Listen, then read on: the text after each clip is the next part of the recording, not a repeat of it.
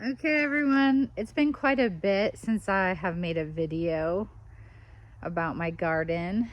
This is 8 weeks, a little bit over 8 weeks. Doing so good. There's a cucumber. Peppers are going slow, but they were one of the last things to sprout. My corn is super giant. Starting to have a tassel.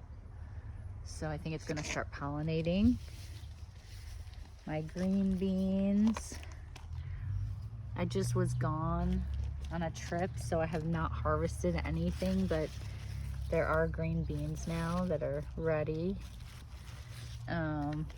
Carrots will be ready in about 2 weeks. The lettuce has been ready.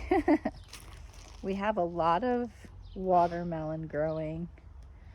And then our zucchini are doing really well. The one plant is like making these huge zucchini. Like I have to pull that one.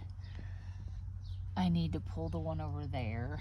And then my tomatoes, they were one of the later bloomers as well. So I'm seeing flowers on them. So they'll be coming up soon. But it's just been so much fun. Thank you for being on this adventure with me. My first garden. Week 8.